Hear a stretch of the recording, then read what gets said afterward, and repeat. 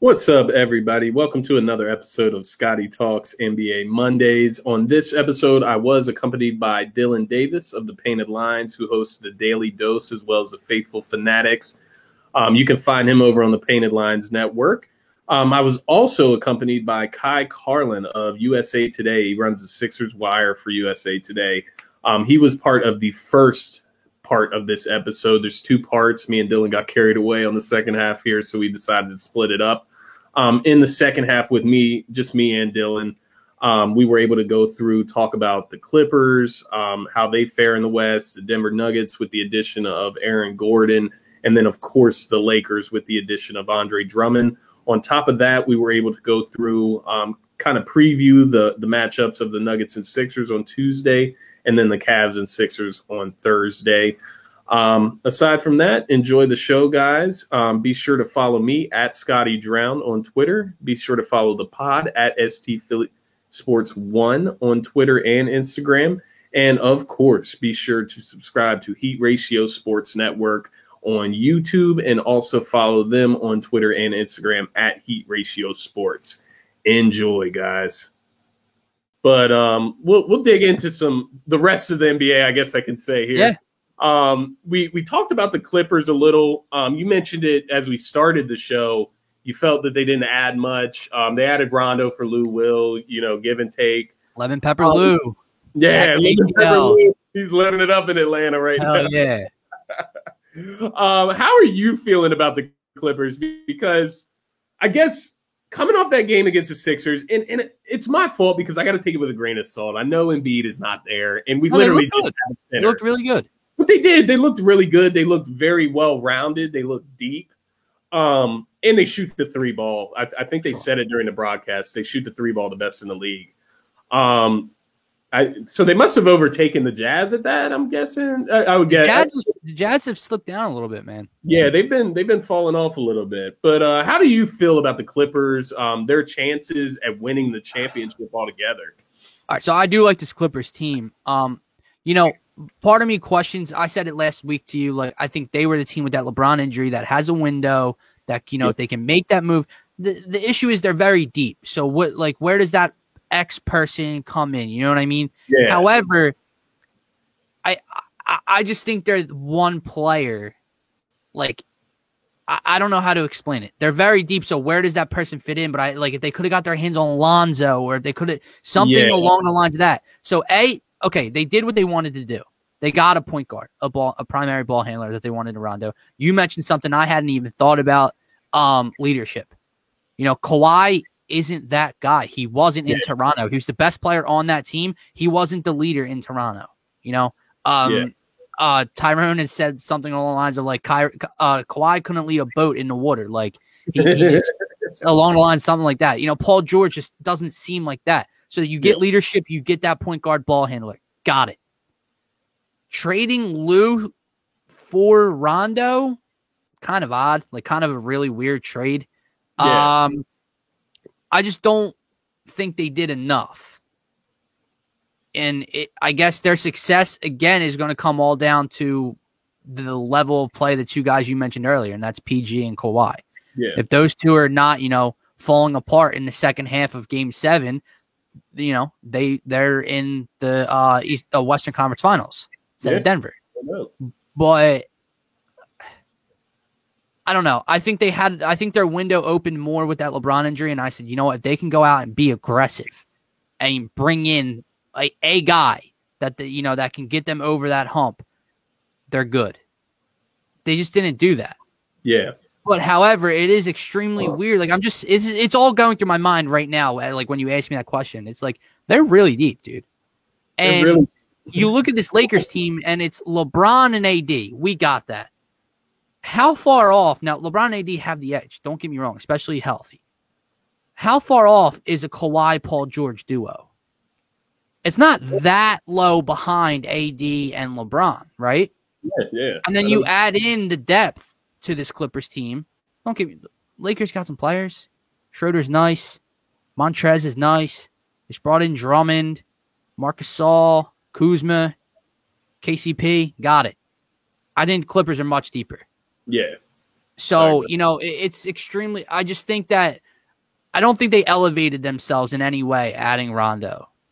But that's not to take away the fact that I still think they could beat the Lakers in a series, if that makes sense to you. Yeah. You already thought that they could compete with the Lakers anyway. They just didn't do anything. Yeah. I think they can compete, but I don't think the move they made elevates them to, okay, now they got it. Yeah. And I can kind of agree with that. I will say, I guess the difference between me and you is that I kind of wasn't that high on them before. Like, I thought after last season and seeing them choke in the playoffs, I kind of threw them out the window. And that's by my own mistake. Yeah. They deserve respect. They're a really good team. And you got Paul George and Kawhi Leonard. It's a good team. With that being said, I know what you mean, because you look at how deep they are outside of Paul George and Kawhi Leonard. You look around the roster and you're like, these guys are maybe borderline starters. You know what I mean? Like Zubac, he's all right. You know what I mean? He's a big body down there. He has a soft touch. But then you look at the rest of their lineup. It's like Reggie Jackson thrown in there. Terrence Mann. But the thing is, the two guys you didn't see against the Sixers, you got to remember. So they still have Marcus Morris. Ibaka didn't play against the Ibaka didn't play against the Sixers. Yeah. Ibaka's got a ring. Yeah. Pat Bev didn't play. Yeah. Like you said, Reggie Jackson. So yeah, while I completely agree with you, I look at it as I think they're deeper than the Lakers, in my opinion. Yeah. I think their role players are better than the Lakers' role players. Can Kawhi and Paul George match the level of play AD and the Lakers and LeBron are providing the Lakers? Is the question there? Yeah, I agree with that analysis. Just to list off some names, I know I said that they're not overwhelming, and maybe they're not even the most consistent, but there's so many options there. You're going to find somebody, to fill the void. You got Batum, you got Luke Kennard who can shoot it. Reggie Jackson, Terrence Mann, even Patrick Patterson, is that his name? Yeah. Came in the other night, gave some decent minutes. And then, of course, Rondo and Beverly, they still have out there. And Ibaka, as you mentioned. So they have a lot of lineups they can throw on the floor. They have a lot of options. Even like small ball. Like they threw small ball lineup at us the other night with Batum at the center. I thought that was wild. Ibaka can play the center, Yeah, Ibaka can easily play the center as a stretch big. And, I think they could give some nightmares in the postseason. They definitely can. It's just defensively, even. You know what I mean? And that's what got the Sixers frustrated the other night was the defense. Because they across the board, they have great defenders. Patrick Beverly, Paul George, Rondo's a great defender, Kawhi Leonard, Ibaka. And then, of course, Zubac, he's just an athletic big body. I mean, you can't just to make you feel better, Scott. Just to make you feel a little better about that loss. You know who wasn't there, as you said it already. Yeah, and that offensive frustration for the Sixers probably doesn't occur if 2-1's down low doing his thing. So it'll make you feel better. And is it weird? I know it's getting off of the NBA. It's going back to the Sixers for a second, but I can't wait for George Hill to play. Yeah, it's like a new toy. It's like a kid. It's like I want to see that person play. Like I want George Hill on the floor now. I agree, man. And the thing with George Hill, I think, and Kai mentioned it as well as us, but he can do a lot of different things. You know what I mean? He's a lot better defensively than I thought. Yeah, and that's it. Just his length at the point guard position is kind of ridiculous. That was kind of what made him stand out all the way back to like San Antonio. Yeah. Which that's another thing, the experience. Kai mentioned the experience. Yeah, dude, I feel like I was literally just about to say that. Enough. I was just about to say, going back to when you asked like takeaways from Kai's comments, that's one that just popped in my head again because it happened early in the conversation, I believe. Yeah. When you have championship aspirations and you have these young guys, Embiid's young, Ben's young, they haven't been there yet. Toby's never been there. What do? You bring in championship caliber players, championship experienced players. Danny Green, Dwight Howard, George Hill. Oh, there's 3 of them right there. Yeah, literally. So I love it. Yeah, I do too. And I thought that was another good point. And that was the question that I was forgetting earlier that I wanted to ask you was, I know how, Kai mentioned that you couldn't put Matisse in the starting lineup. Yeah. Could you throw George Hill in the starting lineup? Maybe not, just because it takes your ball handler away. Right. Something to consider. And that's another thing, So how I mentioned to him how Morey has been acquiring pieces through fit? Yeah. I think Doc does the same thing with roles. Yeah. Everyone talks about how they know their role in this team. Look at it right now, dude. Joel Embiid's been out for how long? Dwight Howard hasn't started a game. Right. Shake Milton, when Seth and Ben were out or whatever, he started one game and then he didn't start the next game. Yeah. Why? Because Doc's trying to keep those roles in order. And if George Hill's role coming to this team is to be the backup point guard, and that's I can't see what I wanted to ask Kai that I forgot going off of not starting Matisse point. Yeah. Because he talked about offensively. Is there an argument to be made there that you don't need Matisse's offense through the starting five with Joel and Toby and Danny and Ben out there? You just need him to go out there and play defense?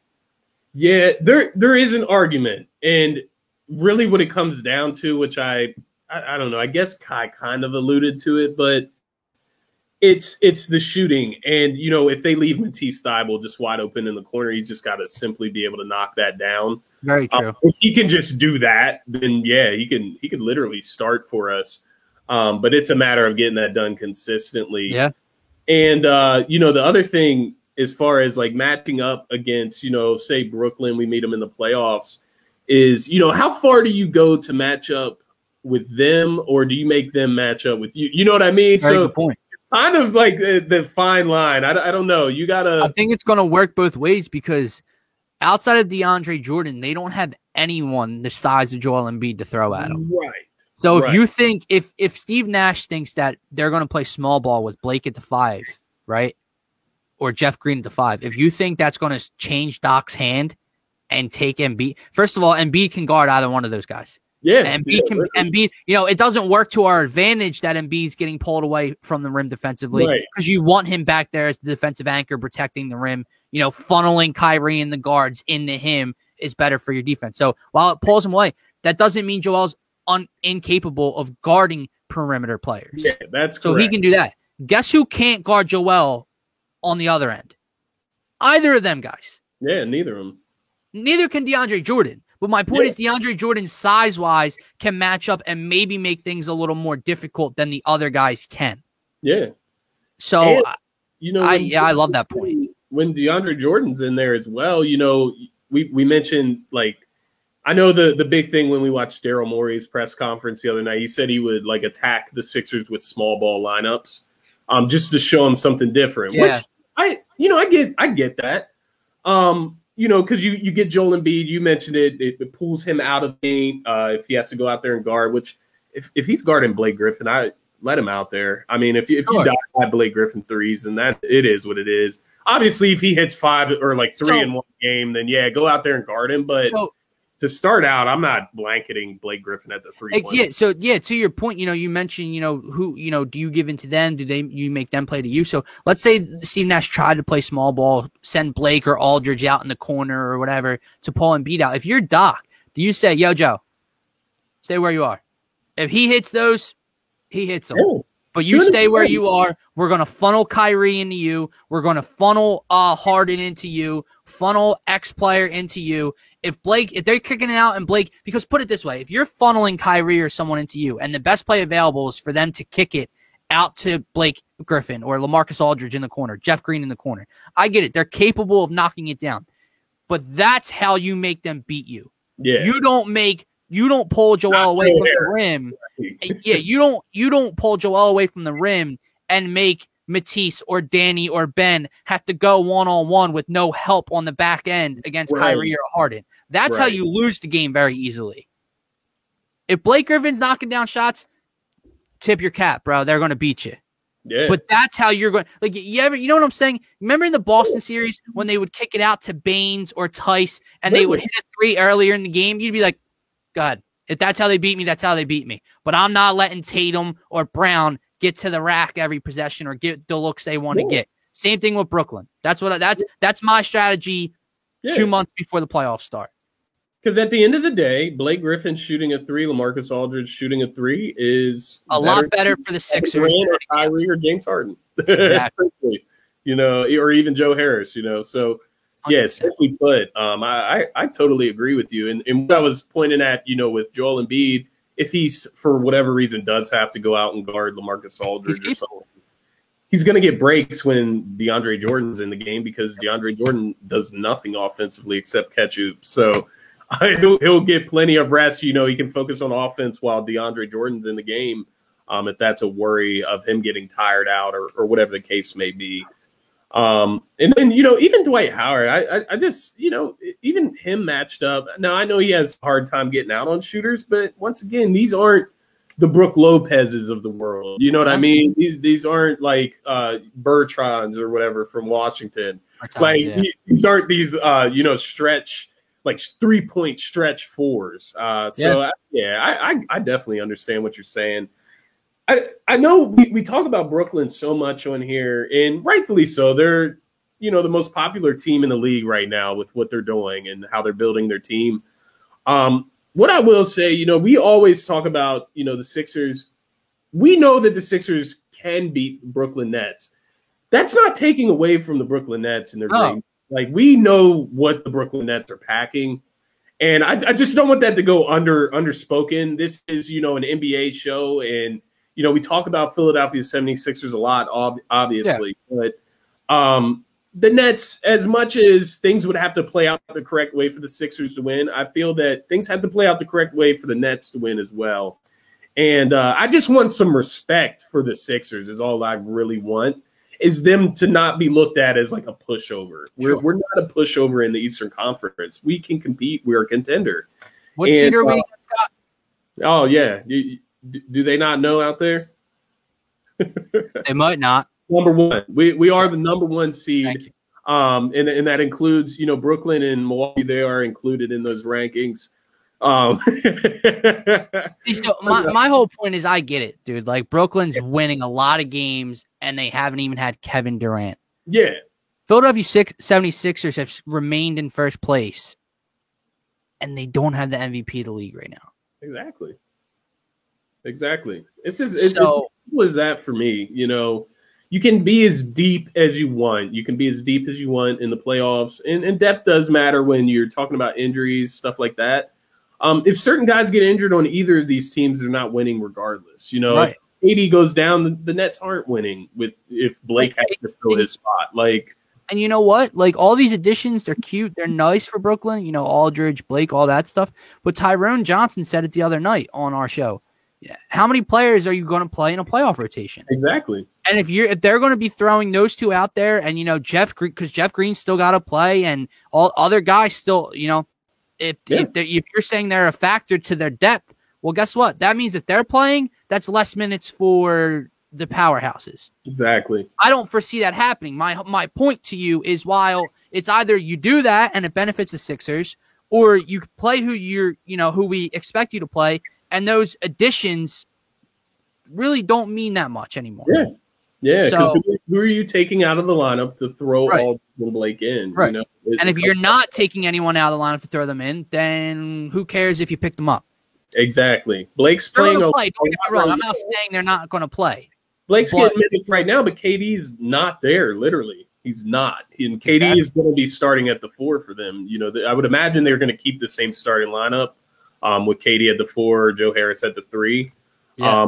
I would imagine. I don't think you bring Joe Harris off the bench. I think he's too lethal to do that. But, it's the same thing for the Heat. You add so many players into the rotation, then how can anybody get a groove? It's a lot. It's chemistry. There's a lot that goes into it, man. It's a lot of who can guard who. You know what I'm so like everyone focuses on who can the Sixers throw at their big 3. Well, how does Brooklyn match up with the 76ers? We talk a lot about Joel Embiid, and that's all I've done for this show, really, is talk about how they don't have the big fella to match up with 21. Yeah.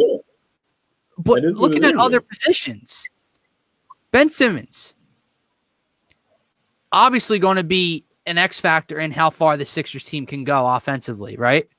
So who do you throw at him if you're Brooklyn? Because you can't throw the big at him because he's going on Joe. Well, do you throw KD on him because they match up a little bit size-wise? Well, guess what? If you throw KD on him, who's guarding Tobias Harris? Joe Harris? Right. James Harden is an underrated defender. I get that. James Harden isn't as big as Tobias Harris. Okay? Right. Who you throwing Kyrie on? Probably Danny Green or Seth? Okay, yeah. That's a matchup right there. Maybe you throw Joe Harris on the other one. That's fair. But you have a mismatch not only with Joel Embiid, but whoever you throw. If KD's on Toby, Ben's got to attack because he's too big and too strong. If KD's on Ben for size reasons, Tobias is going to eat in the low post because the other person's too small. And I think what you're talking about right now is exactly, what people don't take into account with playoff basketball. Nope. Now, mind you, the Nets, they can do like similar things that I'm about to talk about as well. But, when you're looking at the Nets defensively, you're going to do exactly what you're saying. And whether that's them putting Harden on Tobias Harris, you're going to look to get that switch. Yeah. You're going to screen. You're going to get the other defender on Tobias Harris, and then whichever one has the mismatch, that's what you're going to go with. And there's one more similar to Steph Curry on their offensive end as well. Absolutely. I'm sure through screen. It's a game of chess, and the one thing that the Sixers have the edge in also is something that Kai talked about, which we haven't had in years past. How many playoff series has Brett Brown been thoroughly outcoached when we had him? Right? Yeah. Doc Rivers can outcoach just about anybody in the league. And Kai said he's going to outcoach Steve Nash. Yeah. Well, that's another check next to the Sixers. Okay. Yeah. So listen, I get Kai's reasoning. I fully believe that the Brooklyn Nets can get to the NBA Finals and win the NBA Finals. They're capable. Yeah. But I think there's a lot more that goes into that series than just they got too much firepower. Yeah. Because what I would say, I guess, is the Sixers have a lot less room for error than the Nets, I would say.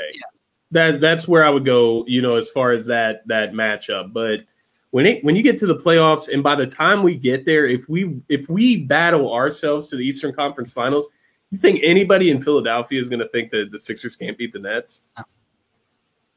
No. So I'm looking forward to the playoffs. Honestly, I think it's going to be, if we do get to play them or the Bucks or the Heat. I mean, these matchups. Mind you, the Heat, I don't think are as good as the Bucks or Nets, but just the matchups in Jimmy Butler, it's going to be so fun to see these Sixers. And you know what, dude? Something has to balance out in these standings over the next month and a half because I'll tell you what, while I'm fully confident in the Sixers team, and I'm telling you that they can beat the Nets, right? I also don't want to finally get a 1 seed, which we haven't had in how long, and we get Boston, Miami, a team like that in the first round.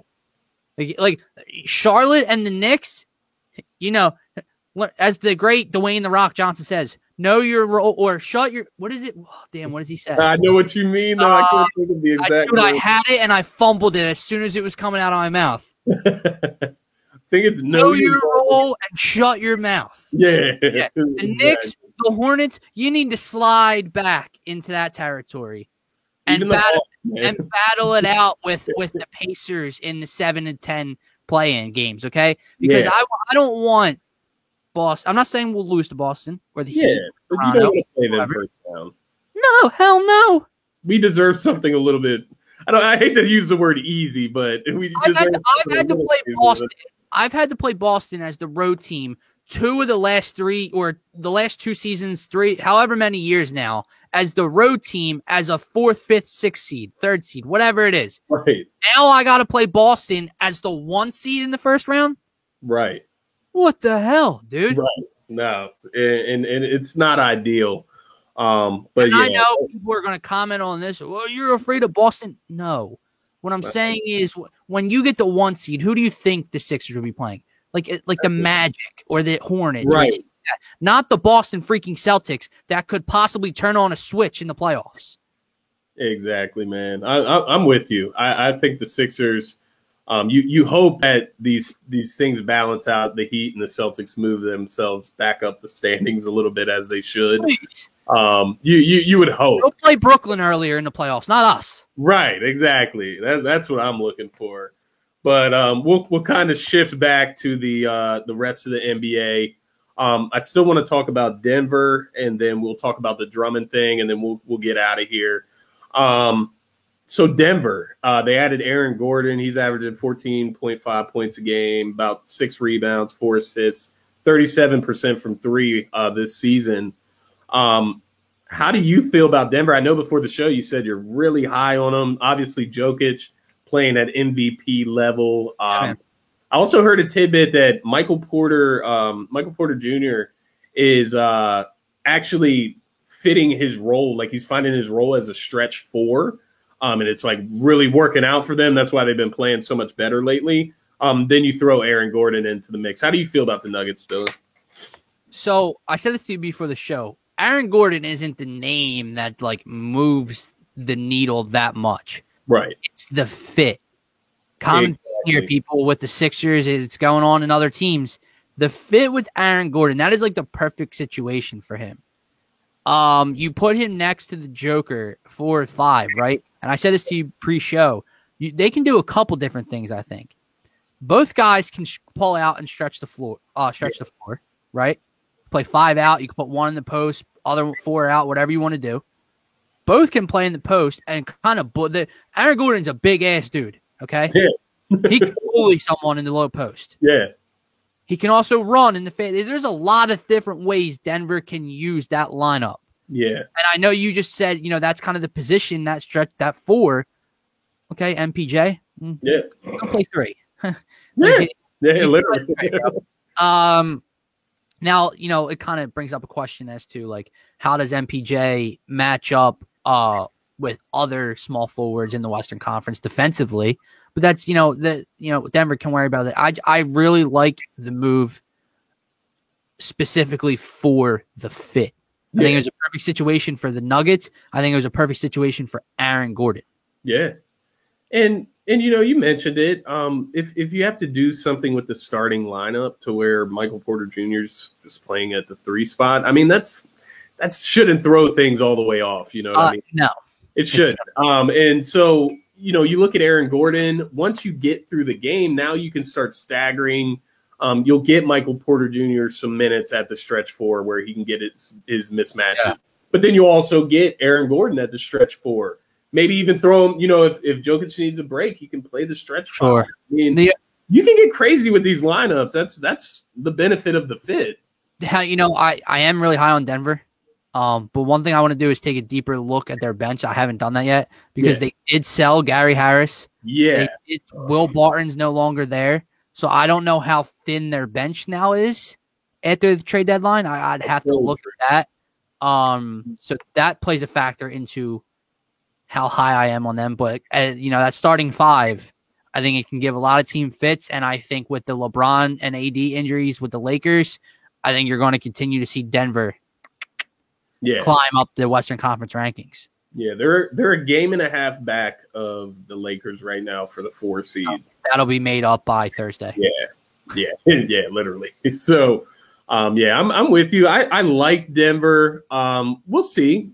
Sometimes things look like a great fit, and I'm not working out. We'll see how it works. Yeah, this is just my prediction. I think you had a good point though with the depth. I was looking at the roster earlier. And they traded a lot of different pieces out, to get these new pieces. And, they're going for it. You can't knock them for that. But the bench is a worry, I would say, especially when you get into that deep Western Conference like we talked about earlier with the Clippers and even the Lakers, who probably have more depth than the Nuggets there. Jazz definitely have a lot of depth. They have Paul Millsap? They do have Paul Millsap. I forgot about that. Yeah, that creates depth at the forward position for sure, and he's a guy that can even play stretch as well. So they got that point guard, Morris Campazzo. Oh, okay, Campazzo, RJ Hampton, Bol, Gary Harris, and Will Barton. That's just not correct. But they are very forward heavy, and I think they need more guard play off the bench. They got Bol, JaMychal Green, Paul Millsap. You mentioned MPJ and the Aaron Gordon effect. They are very power forward heavy. They do have Monte Morris. and ESPN, I don't know if that's what you're looking at. That's what I was looking at earlier, but they definitely did not update their roster. Because I know RJ Hampton got traded as well. Well, good to know. Yeah, he and Gary Harris went. They do got Morris, who's pretty good. But yeah, I'm with you. They do lack some depth. You have to wonder if maybe they will go out in the buyout market and try to find some guards. Sure. A guy like Jeff Teague would be perfect. Yeah. Last thing I wanted to get into. Well, I guess we'll get predictions for the Sixers games this week as well. But Speaking of the Nuggets, right. But I also wanted to touch just on this Drummond addition to the Lakers. Kai, he let you know how he feels about Drummond. Basically called his stats empty stats. He is averaging 18 and 13 this year. A lot of people have said that, man. The stats don't lie. I mean, if the Pistons were that bad with him on the court compared to him off, then I mean the numbers just simply don't lie. They're just like numbers that don't impact the outcome of a game. Yeah, and I think anytime I guess my problem is that I didn't watch much Pistons basketball, so I don't know what they were doing with him on offense to where are they just feeding the post with him? Because if that's what you're doing, then obviously that's inefficient. So maybe the Lakers won't have to do that. Maybe he can just be like a Dwight Howard or JaVale McGee, or just get rebounds and putbacks. That's all you need to do. Don't think that you're getting a post up, play or anything like that. And just feed off AD and LeBron. But I'm sorry, I can't stop laughing. I'm going to at you after we record this on Twitter in this video that was put out literally before we went live. It's Drummond in Cleveland, or Cleveland or Detroit, I forget. I think it's in Cleveland. This came from Cleveland, and he's got the ball in the corner, like in mid range in the corner. I saw it, and he steps back and throws it off like the side of the backboard. And someone was like, "I can't wait to see Drummond. I can't wait to see LeBron's reaction when he does this in the playoffs." I saw that, man. That shit. Yeah. Oh my god, that had me dying, dude. He was confident pulling that too, dude. He was so confident. He even stepped back. Yeah. He hit a step back. I mean, come on. The side of the backboard, dude. Oh, my goodness. I know I have a couple buddies that are Lakers fans. I know they're excited about it. It's a name. It's a new toy. It's a name. It's a new toy. I think he could possibly be an upgrade to Marc Gasol. I think he's definitely an upgrade there. Marc Gasol seems like he's a little washed. Sure, but Marc Gasol definitely stretches the floor more than Drummond. Definitely stretches the floor. Probably a smarter player as well. Right. And then, of course, you're going to have Montrezl Harrell and Drummond. I feel like can't play together. Yeah, they cannot be on the court at the same time. Hell no. But, when LeBron and AD come back, I think they could find a place for him. I don't think he should be getting, monster minutes with them. But overall, I think they could use a big man. That's somebody, like you said, I know you mentioned JaVale McGee for the Nets. Drummond even would have been a good fit for the Nets, I think, when you put him around a bunch of shooters like that. But I'm not going to knock the Lakers for trying to get better. I mean, they need some type of boost right now. They're struggling without LeBron and AD. How did you feel about it overall? Well, you mentioned the Nets, and I said this to you earlier. I feel like Drummond to the Nets, Aldridge to the Lakers made more sense. Yeah. And how it played out. Drummond doesn't scare me in the least bit, but like I said, he's more of a little bit more of a matchup issue for Embiid than Aldridge or Blake Griffin is. So I'm happy that the Nets didn't get their hands on him. But Joel still would have ate against them, but maybe a little more difficult. As far as the Lakers go, look, they got better. I talked a lot about the Heat on Thursday, and I got a lot of pushback for it, and I was in a lot of arguments on a podcast on Faithful Fanatics, and people were scared, and I was like, well, they got better, sure. And Tyrone said the same thing to us. Yeah. They got better. I was scared of the Heat. But they really? You know what I mean? So the Lakers, sure, the Drummond edition, they got better.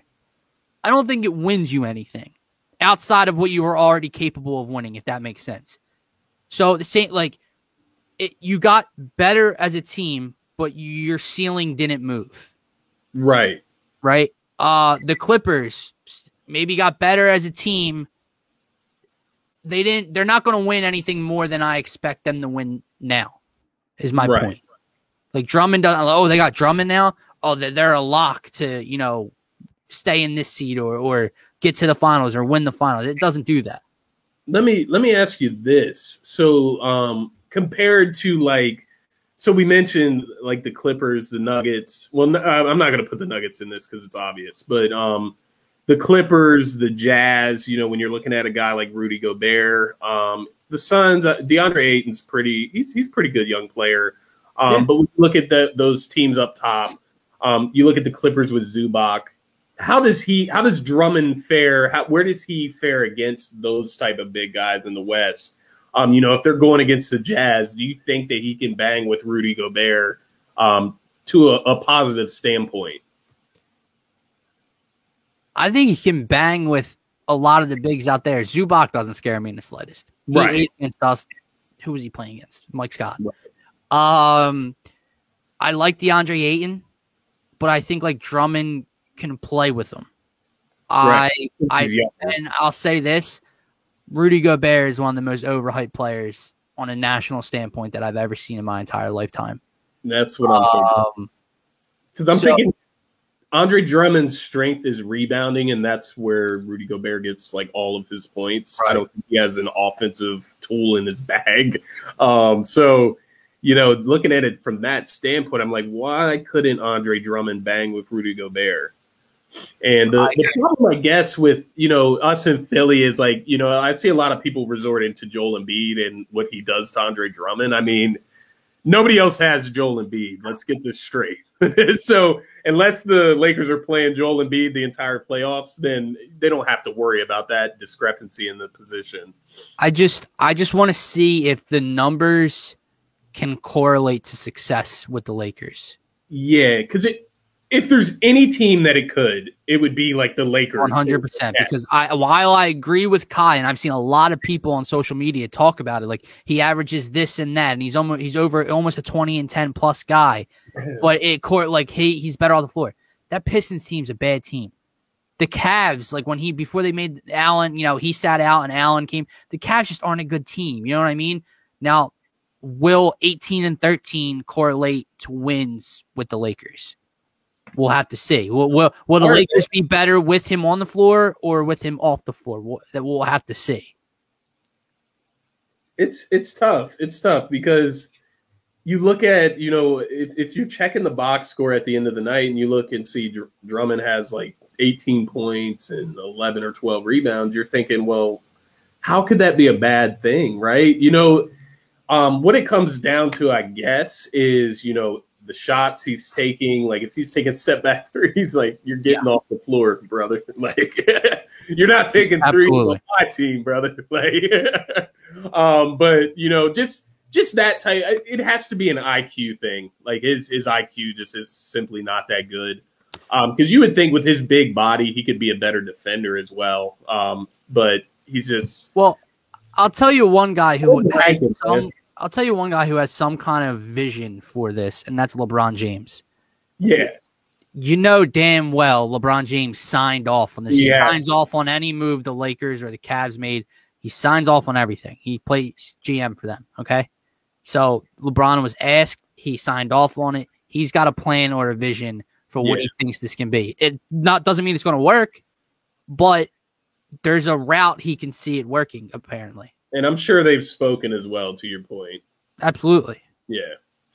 So but I agree with that as well. And I just look at it, if the Lakers are healthy, which they have to be healthy in order to win the championship anyways, similar to the Sixers, similar to the Nets. Every contender has to have their stars to be a contender. That's the point. So if AD and LeBron are out on the court, AD, his sweet spot is in that mid-range. He goes down in the low post here and there, but he likes to shoot the mid-range. He'll stretch out to the three-point line sometimes when he's hot. But I feel like a player like him and a player like Drummond can coincide at the same time. I agree. Because, if Anthony Davis misses a mid-range jump shot, you got big-ass Andre Drummond there to gather that rebound. But yeah, I I agree. I think to an extent, it's being underrated. But then on the other side of things that I thought was... It could be a disaster. It could be. Yeah, it could be. It could end up being that he doesn't get any playing time anyways. Yeah. And Marc Gasol and Trez and those guys handle it from here I'll tell you this. A LeBron, AD, and Drummond front court provides a lot of effing size. Yes. So, it is. And that, think about that in retrospect to what the Sixers bring to the table. And our big thing is defensive presence, physicality, and size, which we have when we have Joel Embiid. That is probably the best size matchup wise, player by player, that you could have against us. I mean, LeBron would match depending who you want him to guard, whether it's Toby or Ben. And then Anthony Davis, vice versa, whoever Bron doesn't guard. Sure. And then, of course, Drummond goes to Embiid, which we know what happens there. But, you still have Tobias Harris being guarded by one of the best defenders in the league, and then Ben Simmons as well. So it is, the Lakers were already scary. They're the Lakers. It's LeBron and AD, and they got a squad out there. They got the recipe from last year. Just hope they can make the playoffs. Yeah, they got to make the playoffs. All right. Number one way to stop LeBron is him don't let him in. The playoffs. So hold on, I just want to look at this before we wrap up. 1 week from when we discussed this topic, they play the Bucks next. That's a loss. All right, so standings wise, the Lakers sit in the 4 seed. The Clippers have already passed them by a game. You said you're right. The Nuggets are a game and a half. Portland's a game and a half. I'm telling you now, they're slipping past those two. Okay, dude, why can Dallas not make up any ground? I don't know what's up with Dallas, man. I really, really don't know what's up with them. I was super high on them coming into the season. They're sitting at the 8 seed. They're behind what, the Spurs right now. So when did LeBron get hurt? Against the Hawks. So on March 20th. And that was a loss as well. So it's been 9 days. That's how long it's been? Yeah, so they haven't won a game since he's been out. Lost to the Hawks, lost to the Suns, lost to the Pelicans, lost. Oh, no, I'm sorry. They've won 2 in a row. Oh, wow. I completely checked out every weekend. They beat the Cavs and the Magic. Yeah. So that's why they're staying afloat. Yeah, that's how the Lakers are staying afloat. But sorry, guys, heavy drinking weekend. Didn't see that. Oh no, you're good, man. Because the meat of their schedule without LeBron comes in April. You see it starting with the Bucks. Then they get the Kings, but then that's when they run into a streak of Clippers, Raptors, Heat, Nets, Knicks, Celtics, Jazz, Mavericks. Yeah. So that you better beat the Kings. Let me tell you that. Right, you better be care of the goddamn Kings and the Raptors, or it's going to be a nightmare for LA. Because I don't think he's back before. How far are they up from being out of the playoffs? They got 5.5 on Dallas. 5.5 on Dallas. There's a chance if Dallas is on there. But they played Dallas twice. They played Dallas twice, right? You said? Yeah, they do play Dallas. Okay, well, 3.5 if Dallas takes care of business. Yeah, if Dallas takes care of business. This is speaking as if the Spurs will win the games they're supposed to. Portland will win the games they're supposed to, which I do expect. But let me ask you this, Scott. Yeah. I know the Western Conference is tough, but it's also with another team that's in their position. So last time we were on, we talked about Zion, right? Yeah. And the Pelican standings. If this happens to me one more time, there we go. We talked about the Pelican standings, and I said, is Zion, living up to that hype? The Pelicans are still, 20-25, and I know Zion's on a tear. I saw that tweet you sent me. I got it. Dude's on a tear. I just sent it your way because it was just like literally right after you said it. Yeah. I was like, Zion must have heard that. Nonetheless, his team is 5 games under 500 at the end of March. Talk to me about Luka for a second. I just, I love Luka Doncic. I think he's one of the best players in the game right now. But at the same time, 23 and 21, An 8 barely clinging on to the 8 seed. Like, you get what I'm saying? Yeah. I mean, San Antonio, like, you can't be better than San Antonio. Exactly. We beat them by 30 without Embiid. Like, what the hell? Dude, Portland, put it this way. You know how? But look what we did to Dallas. We keep the We dominate Dallas too. We get the stars to in this league to a high level, to a high standard, right? Yeah. How long was Portland beat the hell up for with injuries? And Dame has them a game and a half out of the 4 seed right now in the West. Okay? Yeah. Luka, now I don't know I haven't seen a lot of Mavs. I know KP's gone through injuries. I'm sure they have some injuries lingering, all that stuff.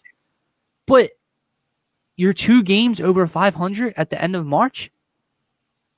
And I think it's because they simply struggled defensively. I'm just looking at their squad, and who plays defense? I mean, maybe Josh Richardson. And Finney Smith. I guess he plays good defense, but he's a liability on offense. Yeah, I think it's defensively. Maybe they're poorly constructed around them. Sure. Yeah, definitely. You know, simply trading Seth Curry for Josh Richardson is a defect in itself. Like, that made them worse.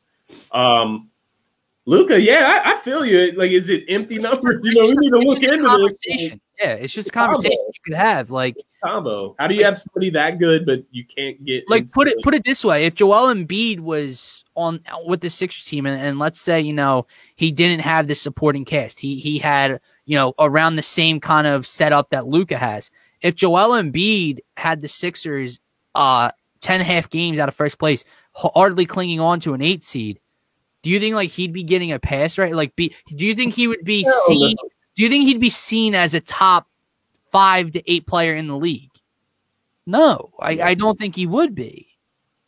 No. So it's just a conversation to have, and I don't know. Again, maybe Luka's battled some injuries. Maybe the Mavs have gone through some other issues, but I'm just looking strictly at the standings and their record. It's like how?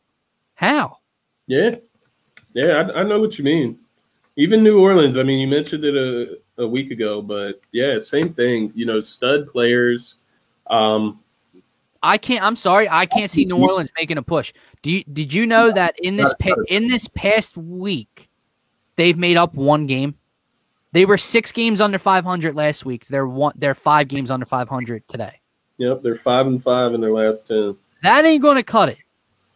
Mavs are 5-5 in their last 10 as well. That ain't going to cut it. So, no. But the interesting thing is the one thing we didn't allude to last week, and we haven't yet today, with LeBron, with the Lakers dropping in the seeding.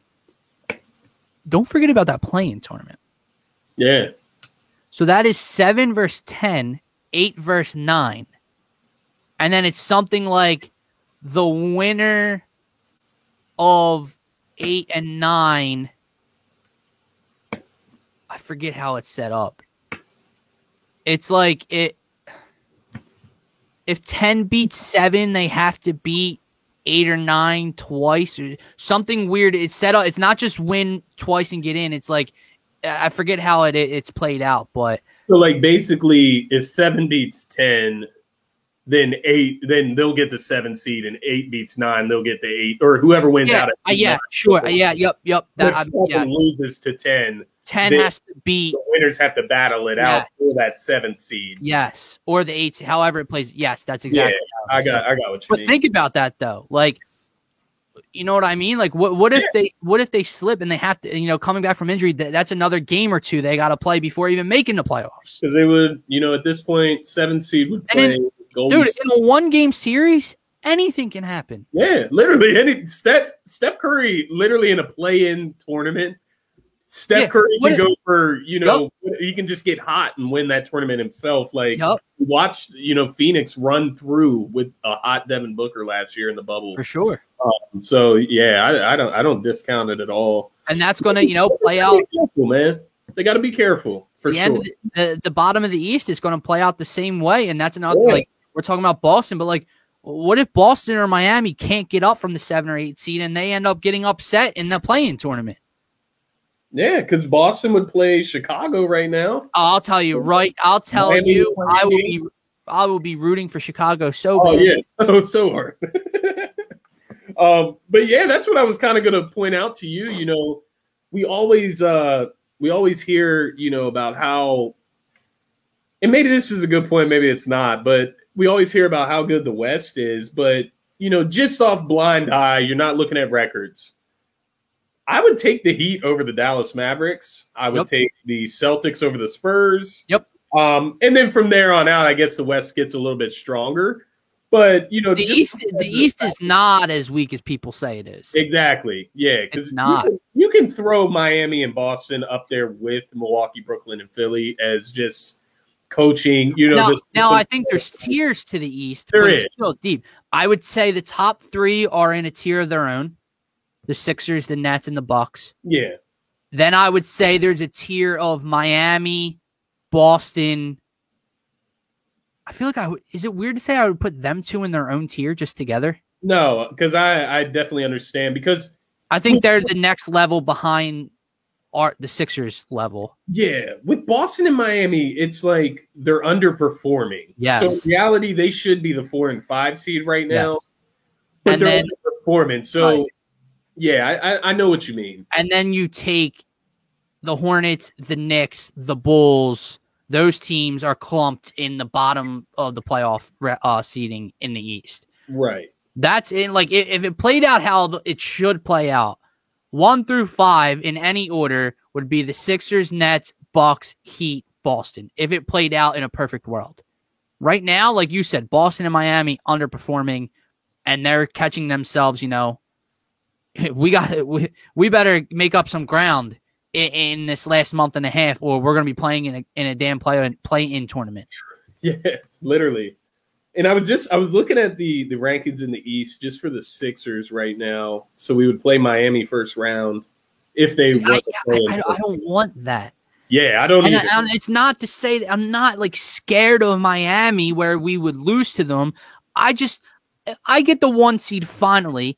I want to play a team I should sweep or beat in 5. Yeah. I know That's what I want.